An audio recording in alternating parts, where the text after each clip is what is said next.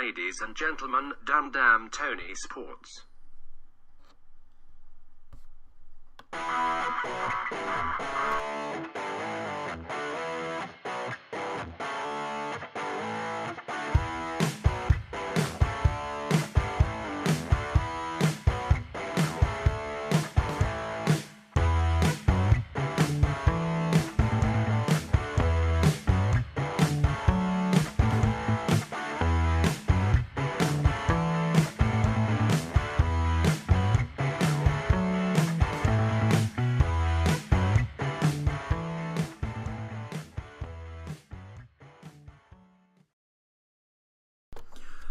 Welcome to the show.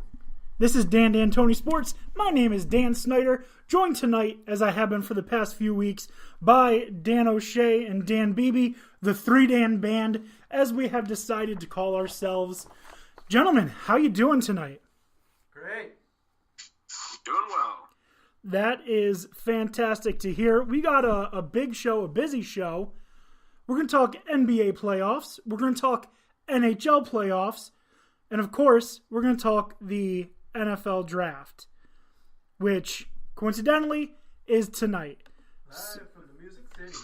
Live from Nashville. Actually, the sports group I'm in, the Sports Jungle, well, one of them, they are live tonight at the draft for a meetup because a few of them live in Nashville. Some of them decided to travel. Yeah. How convenient for them. Yeah. Going to the guys who had to travel. Yeah. Well, yeah, except for the people who had to travel. But I'm sure it's going to be a good time for all of them. Gentlemen, you guys ready to get into it? Ready to over me. Let's do it. All right. So I've been saying for the past few weeks we've been playing this game, and I'll describe the rules again. I will present you a category. You guys will take turns answering questions in that category. If you get an answer wrong, you take too long, or you repeat an answer, you are out. And for the sake of this week being just the two of you playing again, that means you lose. I've come up with a name for this game, and I think it's a fun name, and it is the Vicious Volley. It's a good one. Yeah, I think it's a pretty good name. Are you guys ready for this Vicious Volley? Absolutely. Ready. All right, Dan O'Shea, we're going to start with you, because last week we started with Dan Beebe. Your category, gentlemen, is NFL #1 overall draft picks. I have a list dating all the way back to 1936. Goddamn. So, gentlemen, Dan O'Shea, we'll start with you. Give me a #1 overall draft pick. All right. Let's see. Oh my God, why am I having so much trouble remembering his name? Myles Garrett. Myles Garrett is correct. Dan Beebe. Baker. Baker Mayfield is correct. Dan O'Shea. Famous Jameis. Jameis Winston is correct. Dan Beebe. Should have studied a little bit more. I'm gonna. Well, how could you study? I just gave you the category now. Right.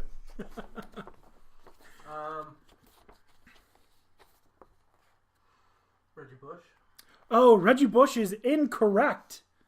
That year Reggie Bush was drafted, people were asking, who's going to be first, Reggie Bush or Matt Leinart? It ended up being Mario Williams, #1 overall.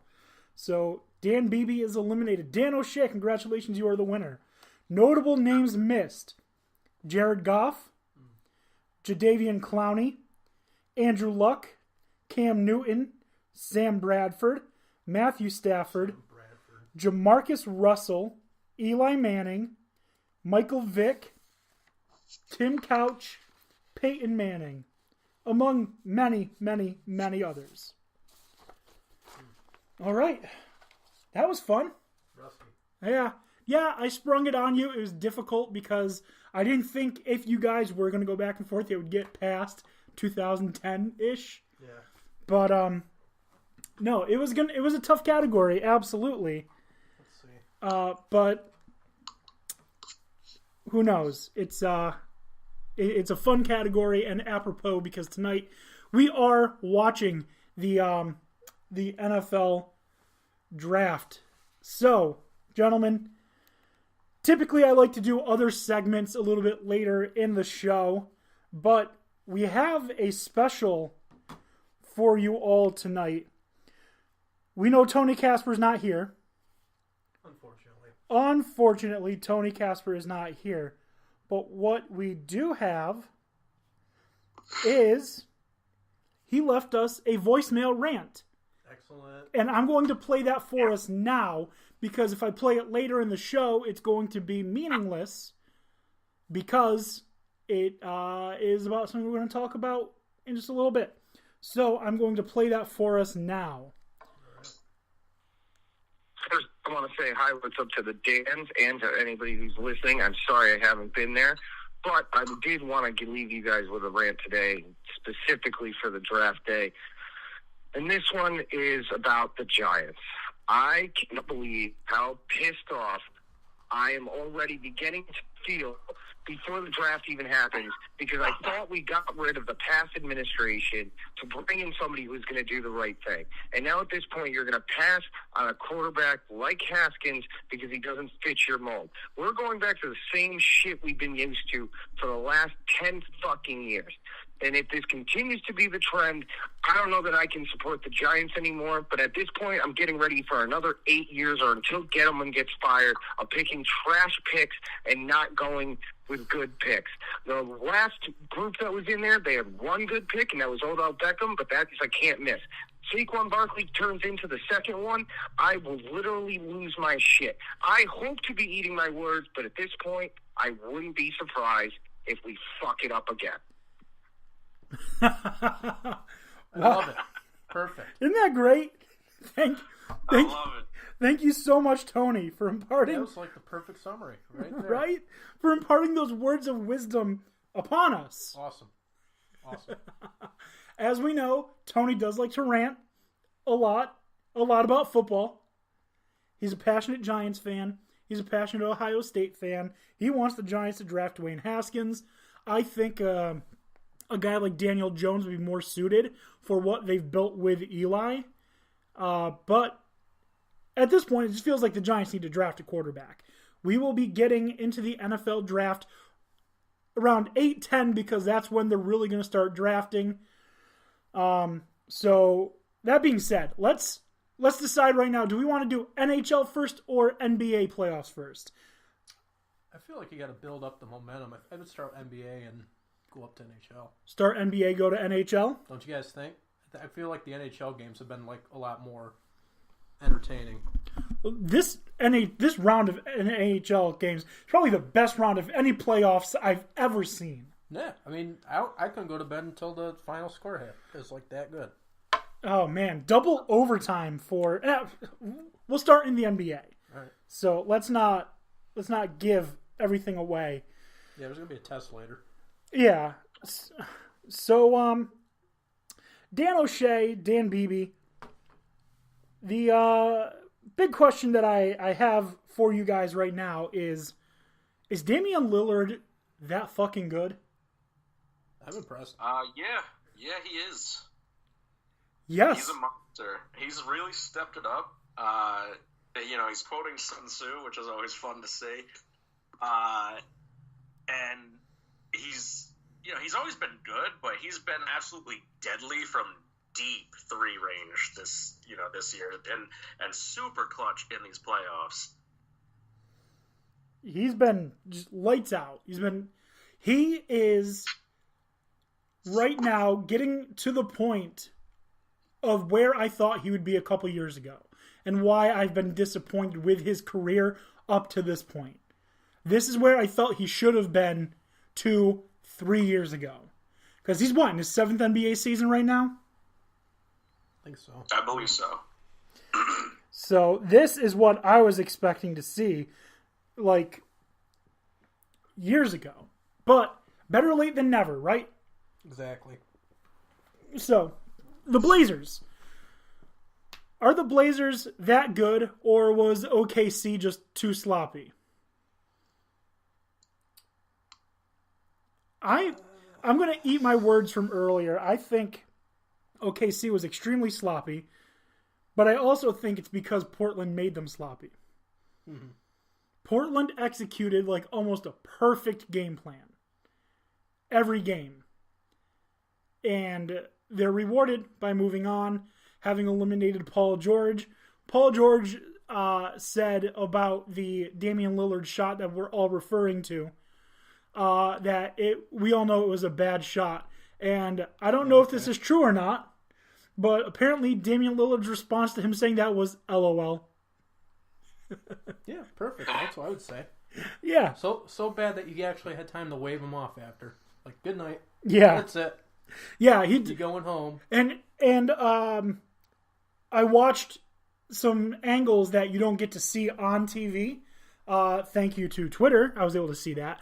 And there was an analysis of that last play.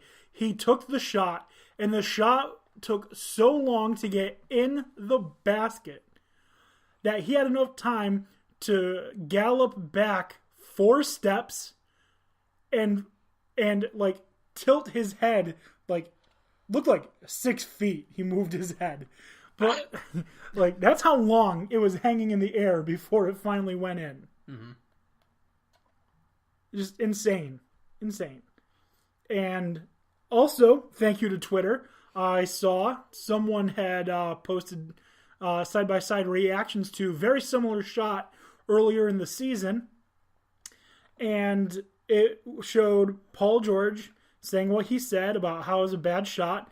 And the other was Brandon Ingram. Brandon Ingram saying something along the lines of, no, it was my fault. I should have closed in on him better, knowing how good of a player he is. That loss is on me. So, yeah, that's notable. I mean, yeah, that just gets you into the mindset of Paul George versus some of the other players in the NBA. Paul George, I think, in my opinion, lost the MVP because of this series. Do you guys agree? Pretty likely, I'd imagine, yeah. I mean, I know it's not supposed to be a playoff award. I mean, I don't know if I agree with that. It was really a team effort to lose. Russ has not been sharp. He just gets tunnel vision once he starts scoring a little bit. Like the ball will sink once and then he just stops passing for the next 20 minutes, which is crazy because he's a good distributor and he needs to do that more. He's got guys that, he draws the defense, and then instead of, creatively passing it out and setting someone up, he just goes for the basket every time. And, he's good at that, but he's not 100% with that. He's not always successful. And, you need to be more creative with your passing in order to open that up. So I would put a lot of this on Russell's shoulders as well. Okay, I agree. He's been the king of getting these triple doubles, but it really hasn't amounted to much, which is the issue that I had with Carmelo Anthony with the Knicks. Is he was content being there because he could be personally successful. But what's the point of playing well if you're going to lose? And you have a perfect example of that right over on the team that they were playing against, and that is our former friend Enes Kanter. Did you see his post-game conference? Yeah. He thanked the Knicks for releasing him. He thanked the Knicks for releasing him so that he could play with the Blazers and get into the second round of the playoffs. Yeah, that seems pretty... That's Enes for you. Yeah. That's pretty standard if you ask me. But he was funny about it. I wasn't offended like some people.